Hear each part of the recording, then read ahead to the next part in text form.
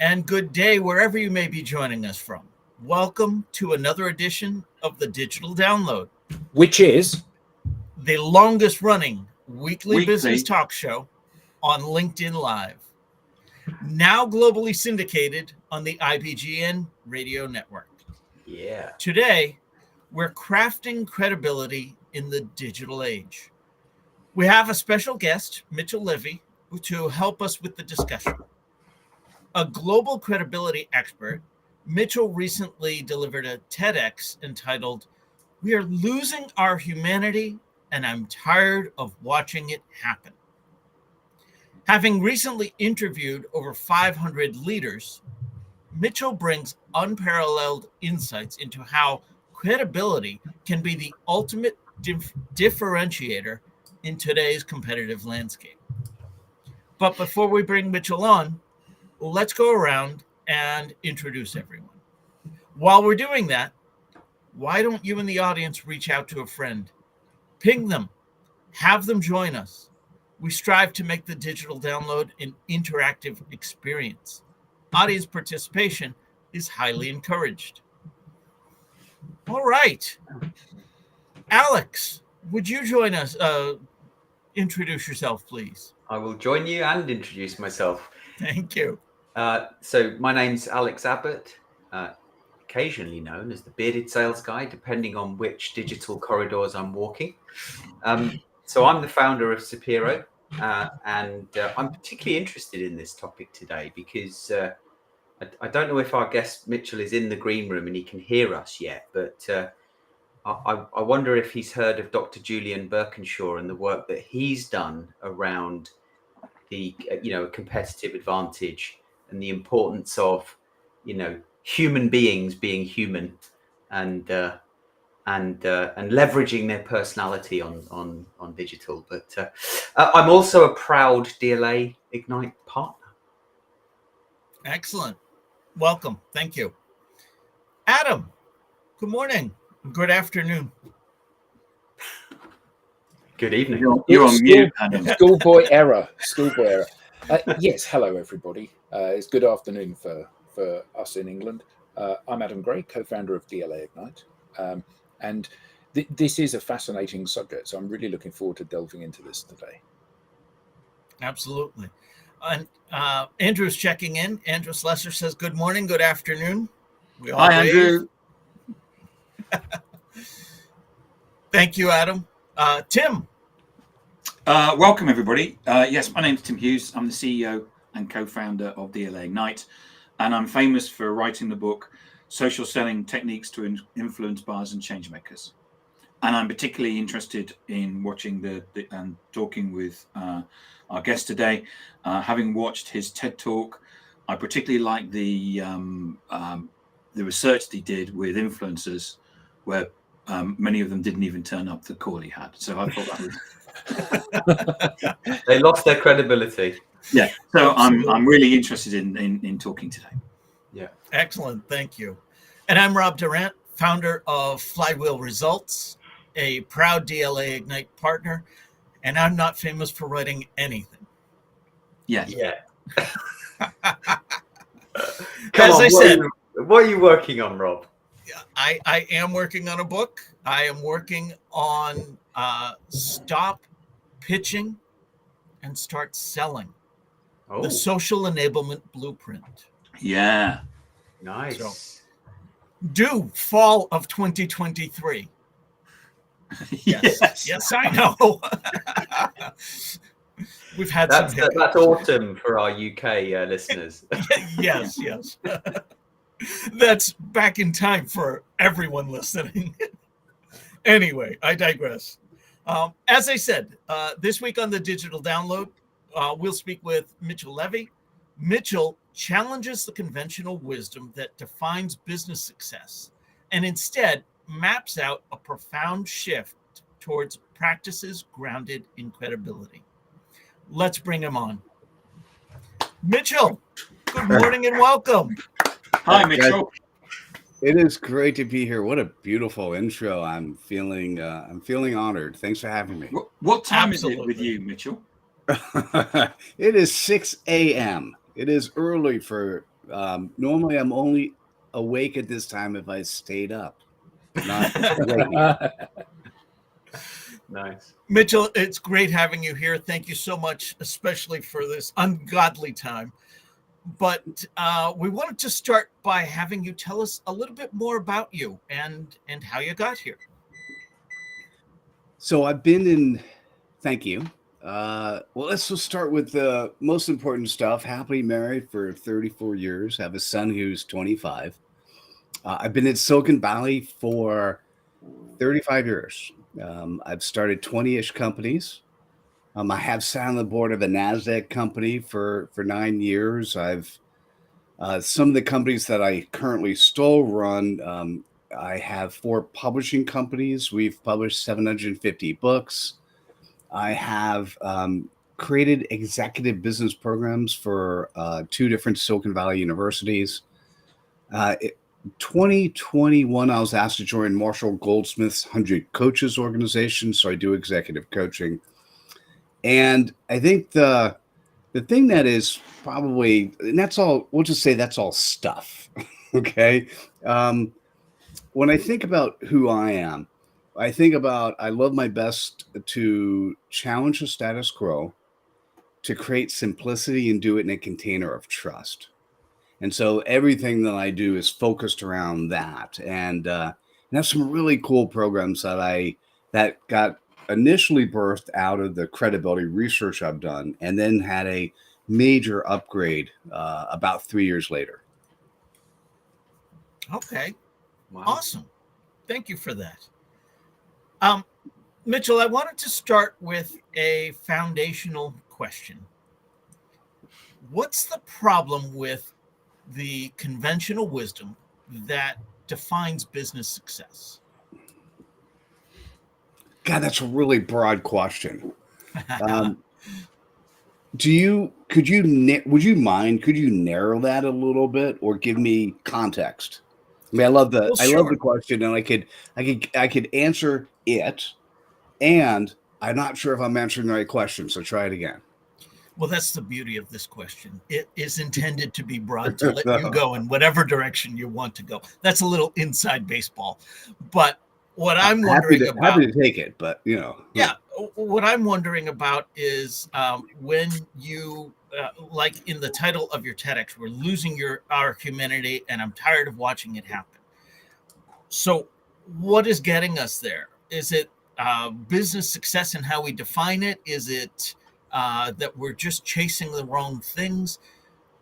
What is causing you this angst, I suppose, is the real crux of the issue.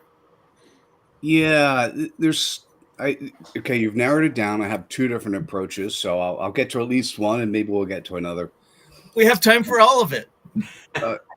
In terms of us losing our humanity, you look around at a number of the world leaders, and what you're seeing is getting things done despite being polite, being kind, being focused on the human dignity is losing. And so from a business perspective, what that really means is many people have been taught how to do things in a really difficult way. And a lot of times it's some consultant or some coach who makes it more complicated so they can charge more money.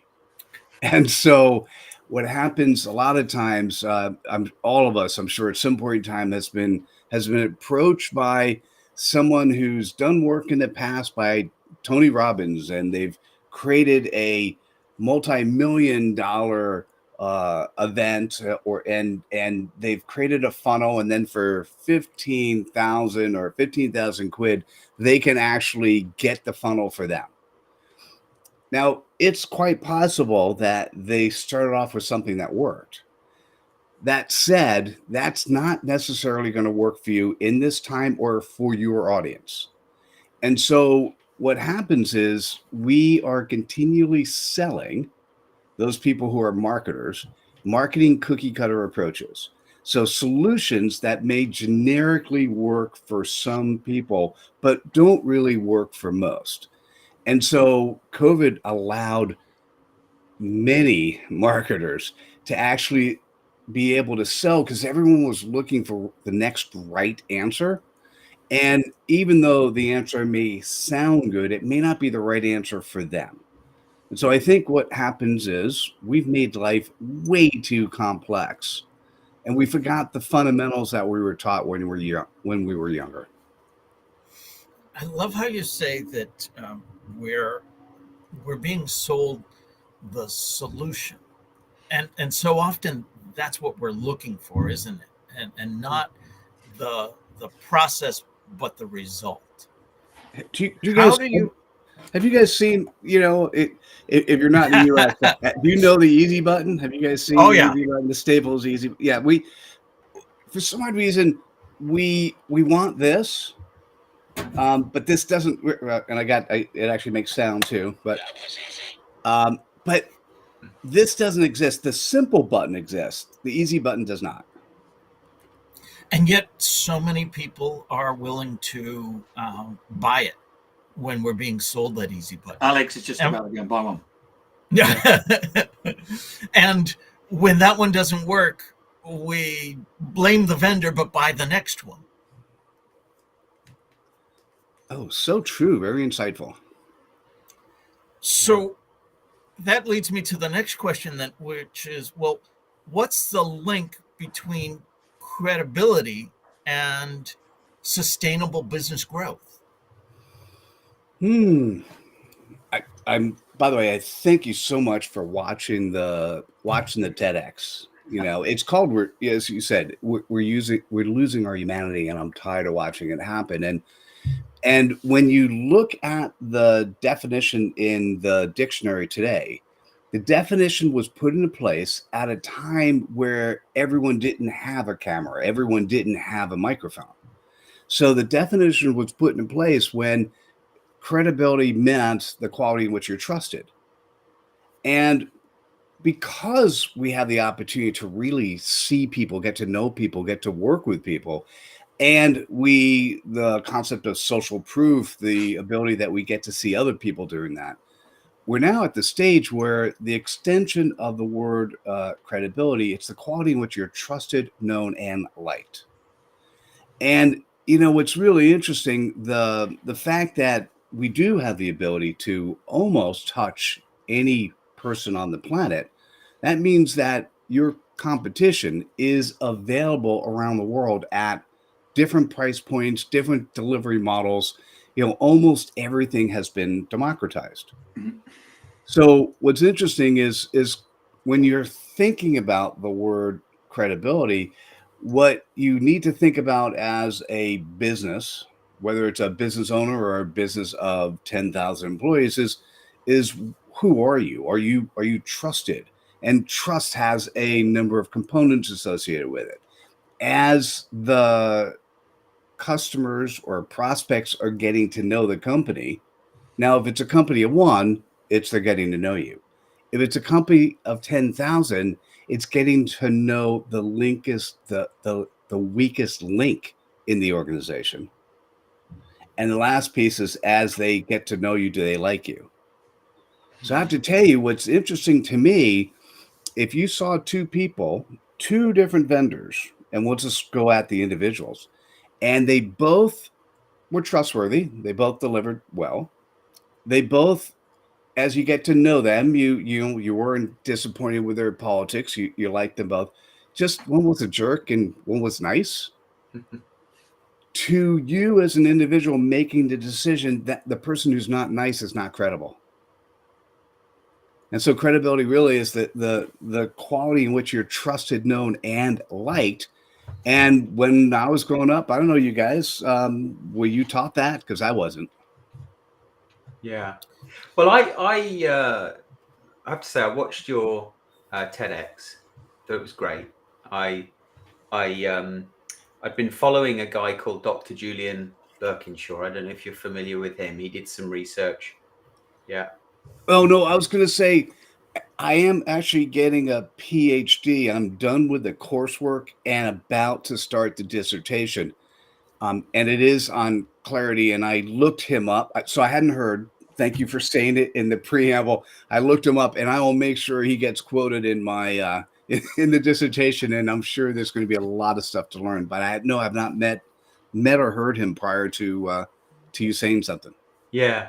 So he did a presentation which is on YouTube back in 2014, and he was talking about the fact that we are exiting the knowledge era and we're entering the post-knowledge era. And when you think about AI and how generative AI has helped to make knowledge and insight become a commodity, really. This idea of using insight and your knowledge as a competitive differentiator to open new doors with your target audience is no longer working because everyone's doing it. And so, to your point, Mitchell, I think businesses have a great opportunity to empower their people to develop their personal brands and create content that makes them stand out and look different, ultimately creating a competitive advantage for the company that they work at, because people are unique. Not any one person is the same. Alex, I absolutely love that. You gave me at least 2 or 3 things to jump off of. First of all, I agree with you. What I often say is that thought leadership is now ubiquitous. Just like, Rob, doing a book, we've published 750. I've written 65. Book publishing is ubiquitous. Anyone who wants to really can, right? And on thought leadership, anyone who could write and craft the appropriate prompt can appear, double quotes, can appear to be a thought leader and be able to have the information they need. When you take it like you mentioned and think about it from a company perspective, command and control does not deliver the type of solution you need, because you don't need, in today's world, a number of people who are just following orders. Because if they're just following orders, they're not engaged in the organization. They're not enjoying what they're doing. The lie we were told, this is a lie we were told. You're born, by the way, when you're born, you're so creative when you're young and you're looking forward to life. And then you get put into school. Most of your creativity is beaten out of you. And then you put into the workforce and you're told, hey, you should work in a job your entire life. And when you're done, you could retire and you'll have enough money to enjoy what you want to do. Well, that worked maybe in the industrial age. That does not work now, because if your employees are really empowered to be successful, you could really make 1 + 1 = 11. Your employees can make the sum of the parts so much greater than the whole, but it requires a completely new management structure and approach to how you're running a business. So you touched on an incredibly simple concept, and you highlighted it in a lovely way. So you've got two potential vendors. They're both credible. They've both got insights. They've both got great CVs. They're both good at delivering this. All of that stuff, which is hygiene out in the marketplace. And unless you're very unlucky, most people can do most of these jobs competently well. And the reason that I shop with you is because I like you. Actually, that's the differentiating factor. So, that is a masterclass in stating the obvious. However, why is it that the number of people that actually action that understanding that it's stating the obvious is so tiny? We spend our whole life talking to organizations that are digging themselves deeper and deeper into a hole, and we say, here's what you need to do, and they go, yeah, you're probably right, but I just need to keep digging because this is what I know. So why are people so reluctant to say, actually, Mitchell, I like you. You're somebody that I want to do business with. Oh, well, if I feel that way, maybe everybody else feels that way, and maybe that should influence my behavior. Why don't people make that jump?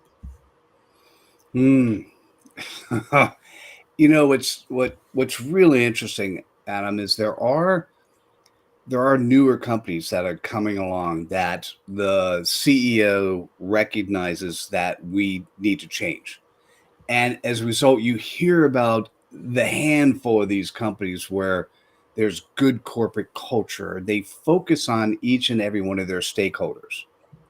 So when I did till now get an MBA, and when I was reading all the books, one of the things that I read, now this is a handful of years ago. I have a couple gray hairs. When I was reading the books, what they talked about was how important each and every stakeholder was and how important customers were. And almost I've been an entrepreneur since 1997. Almost every company that I worked for, although the words might have been, we care about our customers, almost every company put processes in place that the customer service department had the least amount of funding, and they were at least prepared to be of power to the customer. And sometimes, so, when you're at a large company, 10,000 employees, 100,000 employees, now you're at the whim of which the management is trying to optimize how much revenue comes into place so that, and if it's a public company, so that they can, on a quarter by quarter basis, show the metrics that will allow the investors to want to invest more. So they're not actually working for all stakeholders. They're focusing on one primary stakeholder, which is the stakeholder that says how much is the company worth. If you step back, and now let's go back to a smaller firm. If you step back to a smaller firm and you're the CEO, you actually have a choice. You have a choice of how you show up. And it is as simple as saying, hey, I'm waking up tomorrow, and I a great example. There's a firm that I'm in conversations with right now, and for the last 25 years, the previous CEO was focused on one thing, and that was, hey, we will run our company in a way that the squeaky wheel, the customer that yells the most, is the one that's going to get service. You could only imagine what the internal organization is like, because everyone now recognizes that whoever yells most gets the most. So you could only imagine employee engagement's not high. You can only imagine that it's not a fun place to work. Now, if you got 25 years of experience doing that, how do you change that overnight? And it's basically a refresh. And what I'd like to say is how, to me, the most simplest way, I really love the word simple, right? So the most simplest way to do that is to step back and go, what playground does this company play in? What is the most simplest way we could think about who this company is and how they show up? Because one of the easiest ways to empower your employee base is that you say, hey, this is what we do. You're now empowered to do it. We've heard many of the stories where you look at the airlines that do a great job of customer service. You look at the hotel industry that has done a great job of customer service. In many cases, what they said, hey, the customer is always right, and you're empowered to spend this amount of money when there's something that's wrong. And by the way, we want to highlight that and show that to other employees.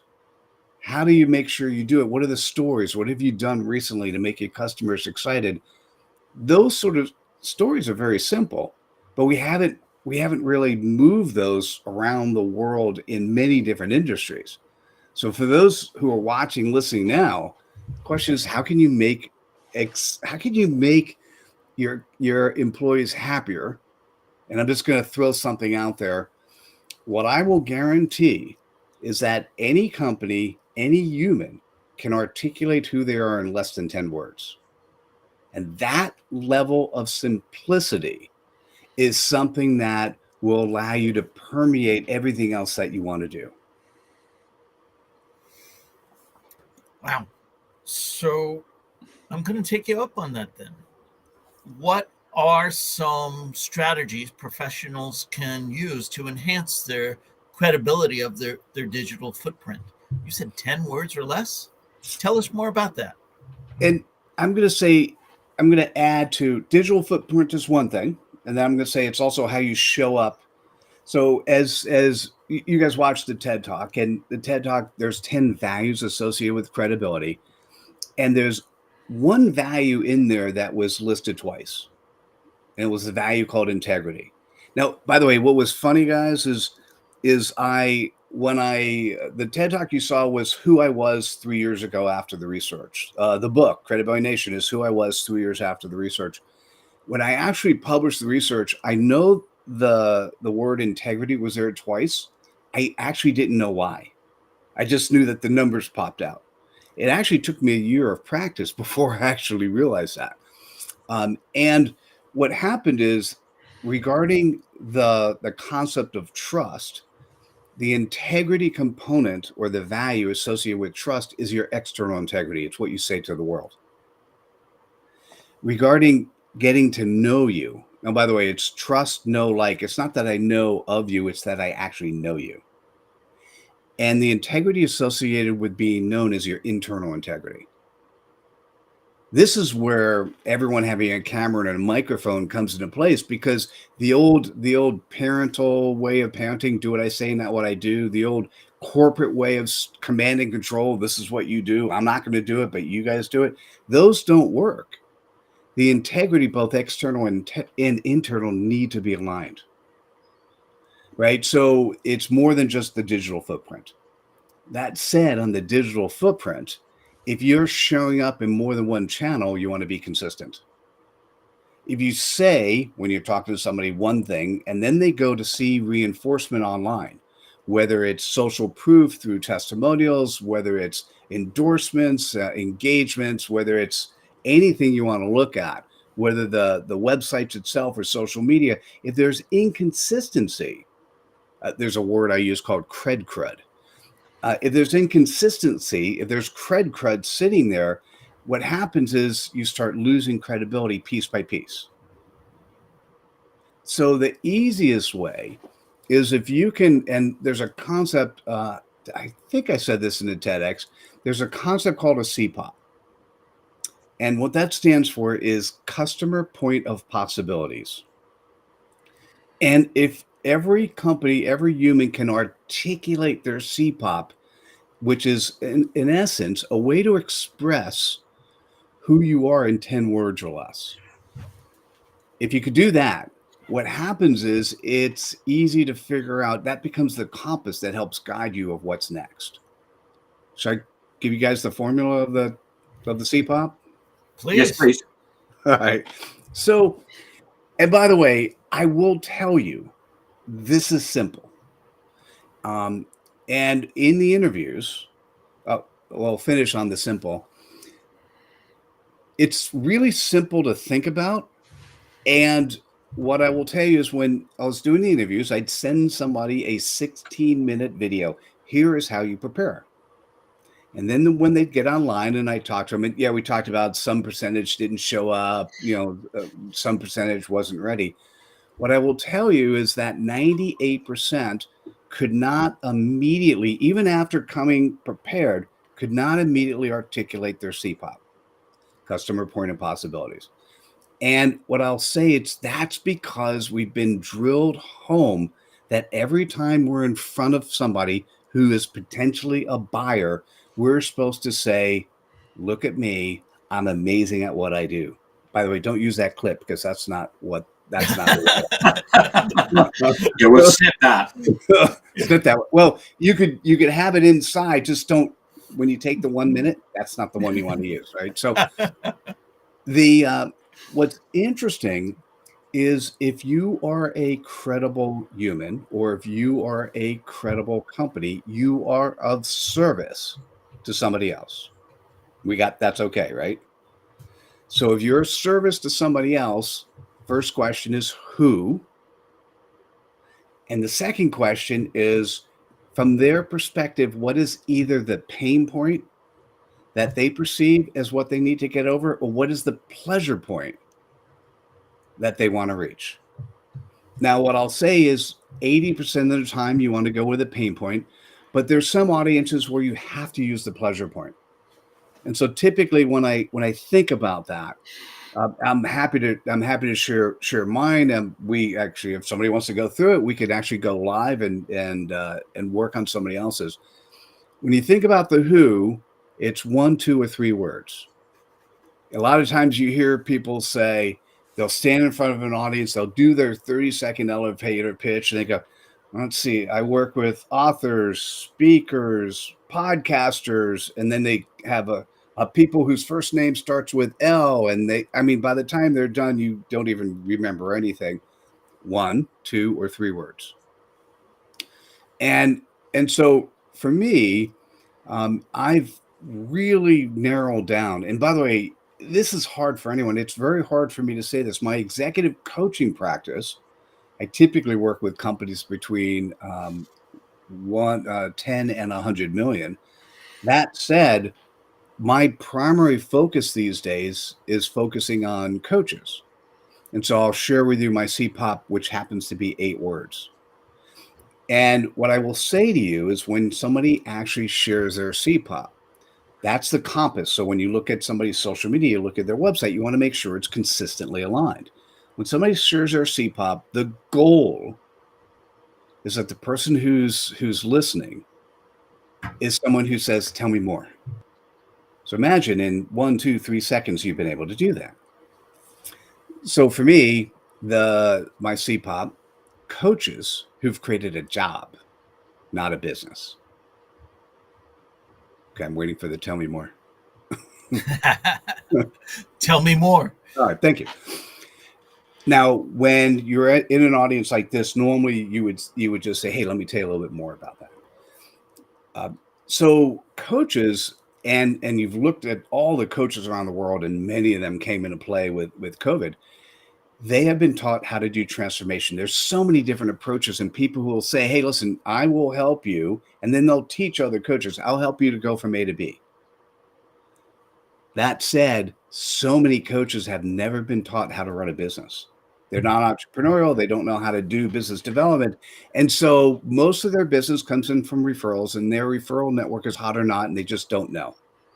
So I have a complete system that's a done with you approach that allows a coach to become an entrepreneur and have a continual stream of people they're talking to who become referral partners and customers.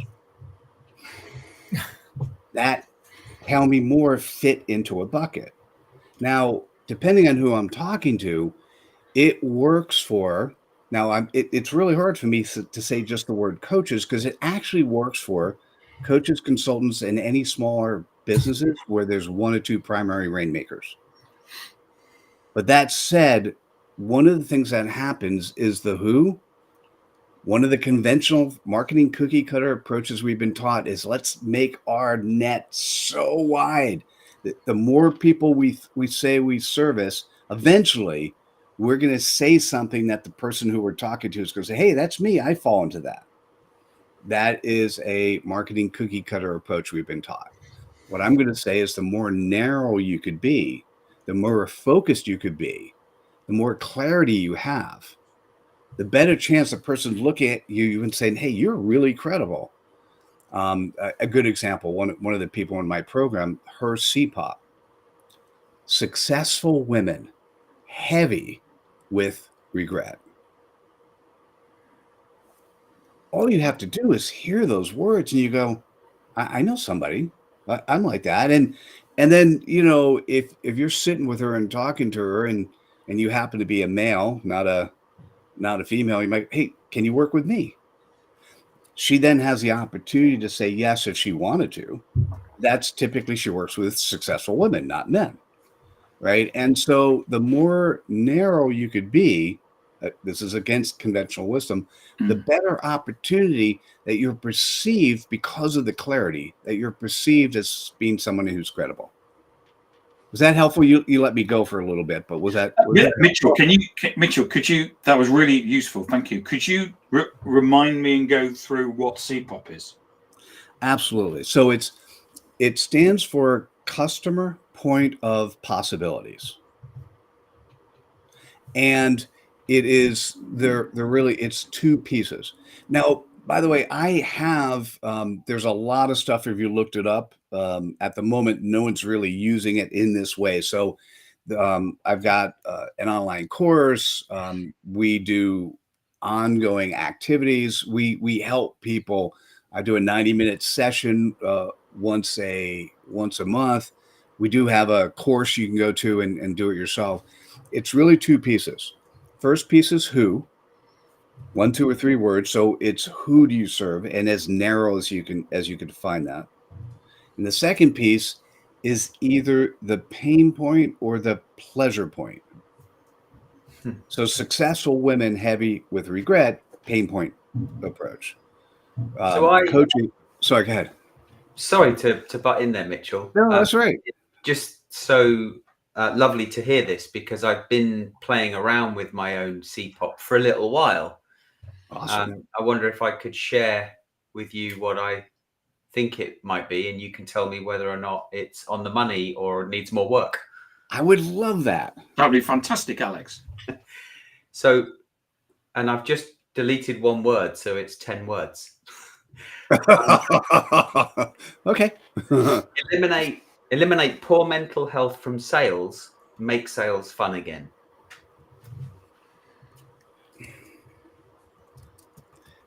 I have to write it down, so if I'm looking away from the camera, I'm a visual person. I can put it in the chat. Can I put it in the chat? In our internal chat? No. So say it again, Alex, because maybe we can get the audience to comment again. Eliminate poor mental health from sales.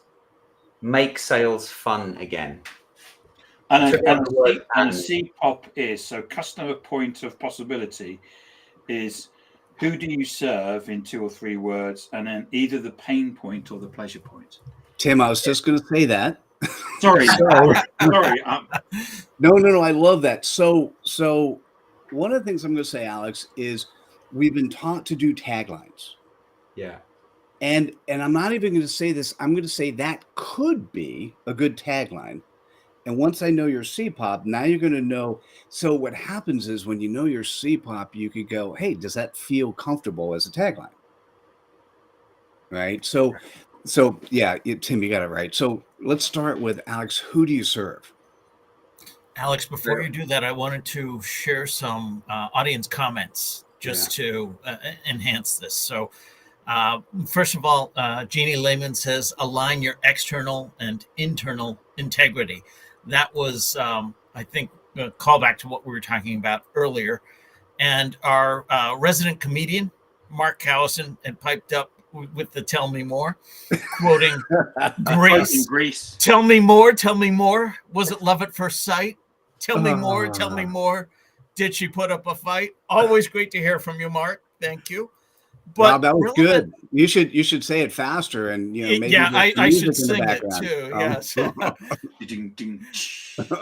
Gabe, I apologize in advance. I'm going to get your last name wrong, but I am going to try. Gabe Zubazarada says, "Why is work not fun? Why is sales not fun?" So I think that's the context of what Alex is trying to address, and that's why I share that here. Oh, I love that. Thank you, Gabe. Glad you're tuning in. So Alex, who do you serve? So I serve salespeople in terms of the services that I provide, and there's a ton of research out there that is saying that there's a mental health endemic in sales. 3 in 5 salespeople are suffering, depending on the research. 4 out of 5 are highly stressed, and from what I see, there's a high degree of pressure on salespeople to perform in their jobs, yet they're not given the tools or the guidance or even the autonomy to be as successful as I'm sure they could be. So can you be more specific on the salespeople? B2B. Is there a certain class? Is it salespeople at small companies, large companies? Is it anybody, a 10,000 person sales force? Is it all of the above? Yeah, so it's anyone in sales, but in terms of my own ICP, it's typically sales teams that I think I can help effectively. Sales teams that want to, operationalize an approach. to Startup, $10 million companies, $10 billion companies. Does it matter? It doesn't. I mean, it doesn't really matter. I've got a mix of clients from, helping individuals to helping, 20 people or more, 20 salespeople or more. Got it. So we're going to go with sales teams. I like that better than salespeople.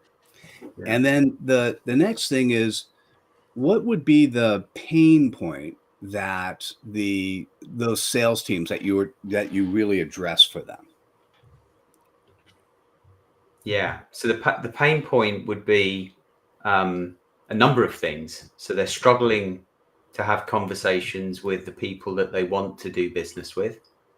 They're struggling with to the point we were talking about earlier, is demonstrating their credibility at scale digitally to help open the door.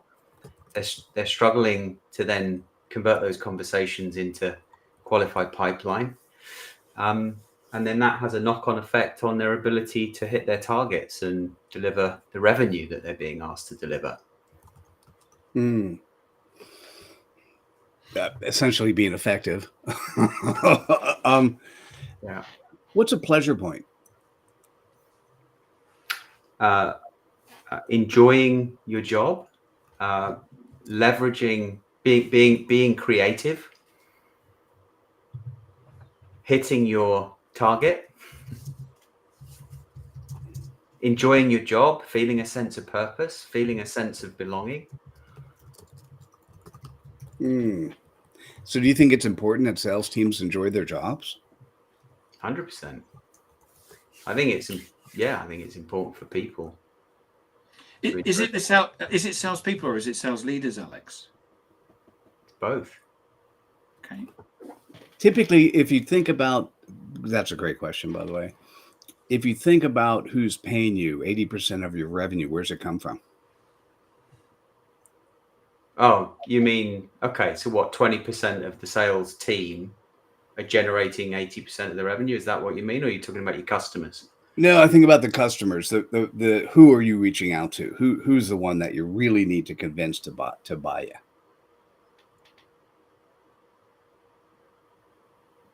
Yeah, usually the budget holder, but other influencers along the way.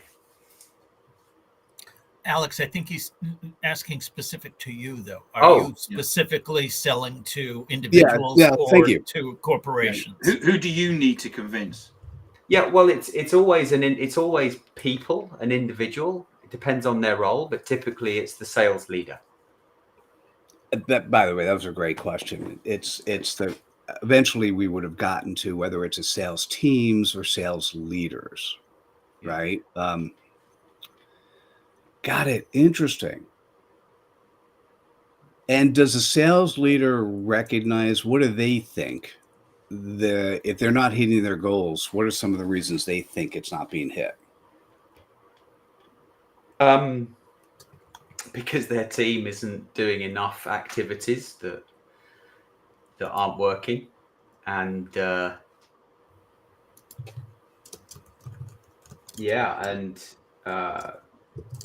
I mean, it could be a whole host of reasons that could end up being excuses, but I think a lot of the time they don't know. It's normally, isn't it? Because the sales team are busy and working really hard, but they're working hard on the wrong things. So the things that they're doing are not driving success, and the things that they should be doing that might drive success, they're not focusing on. That's longer than 10 words, Adam. I'm sorry. Is it? 10 pages? Oh, well, there we go.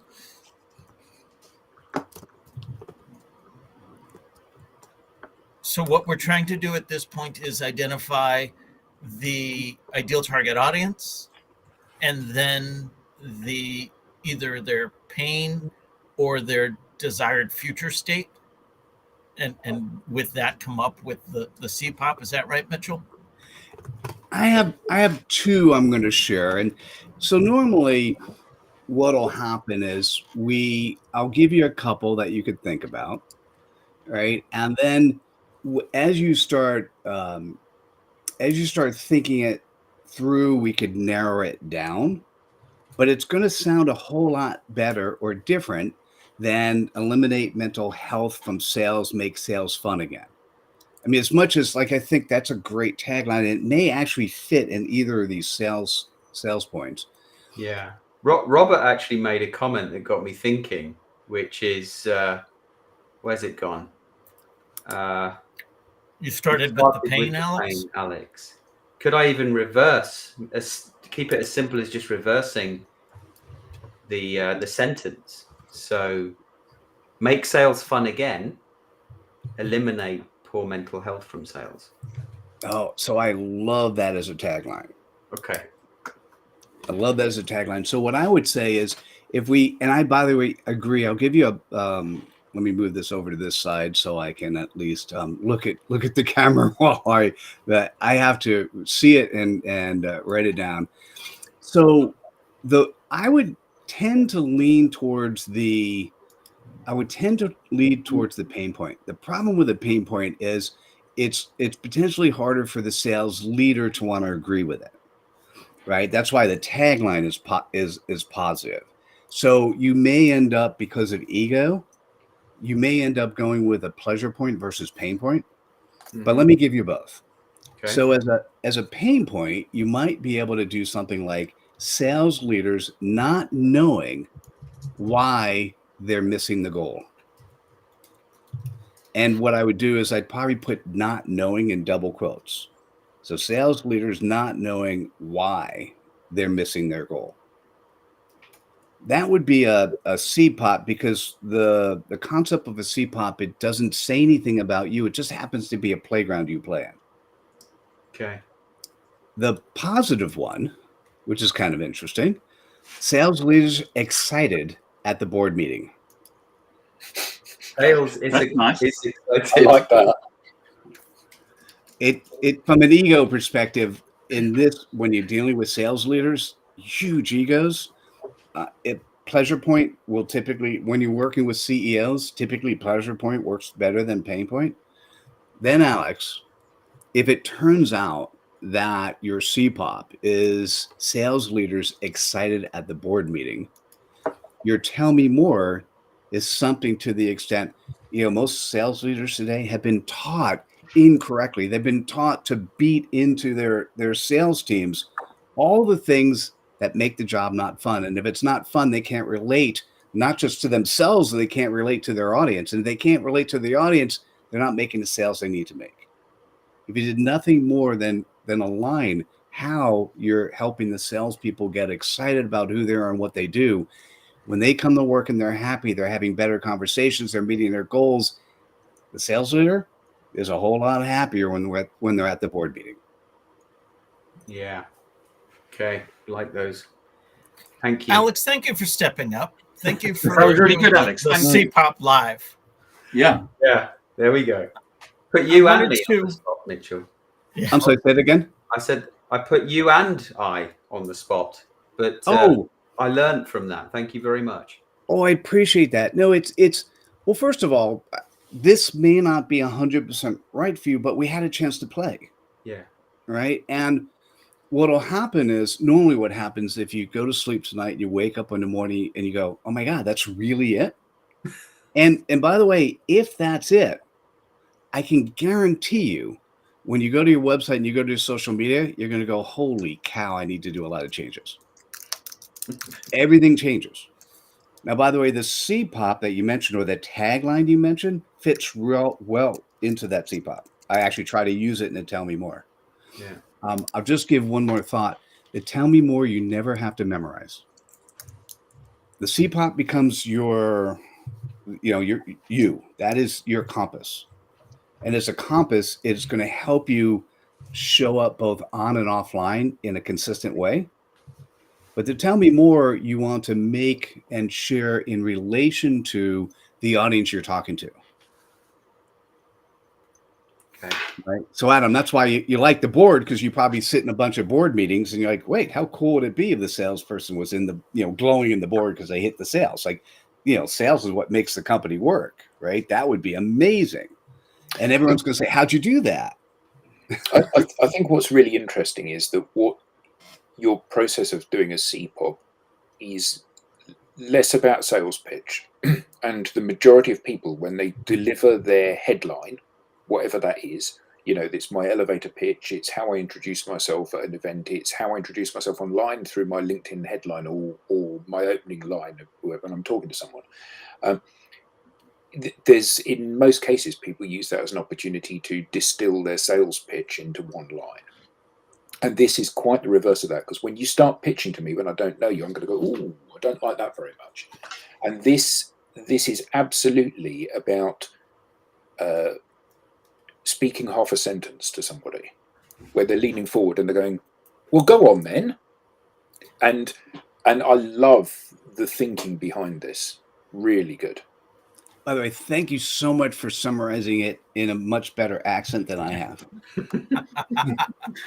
Sadly, the accent is all I have. I doubt that is true at all. Mitchell, we have just a few minutes left. Please tell us, how can people learn more about you? What do you have going on these days? So the easiest, one of the things that we all do as mistakes is we'll iterate a gazillion different places for people to go. And by the time you hit the second or third, you don't remember anything. So it's Mitchell Levy. So it's 3 L's, MITCHELLLEVY.com. And that will get you to wherever you need to go. If you're in an organization, you're like, "Hey, Mitchell, we need to talk," you can get to my calendar. Once a month, we are doing 90-minute clarity sessions. I guarantee everyone will leave the room with their CPOP. I've got a membership community called Credibility Nation. You could take a asynchronous course. It's an hour long and get that yourself. If you're a coach, consultant, you can learn what is our program, the Certified Clarity Specialist program, and learn about that. There is one thing I did that's new, and I'll just share it. It's called referralnetworkclub.com. So it's another once a month, an hour long. You get to come to that. It's $20. And when you sign up, you're sent a 10-minute video, how to craft your CPOP and tell me more. And you have a chance to practice it twice and to meet up to 6 people. If you could spend an hour and find one person who you really like that might be a referral customer, that was a pretty good ROI. Absolutely. Excellent. Thank you so much. You're I welcome. wanted to share with our audience, we now have a newsletter. Don't miss an episode. Get show highlights, behind the show insights, and reminders of upcoming episodes. Click the QR code on screen here or visit us at digitaldownload.live and click on newsletter. On behalf of our panelists, to our guests, to our audience, thank you very much, Mitchell. This has been fantastic. Thank you, Mitchell. And Brilliant. we will see you all next time. Thanks so much for having me.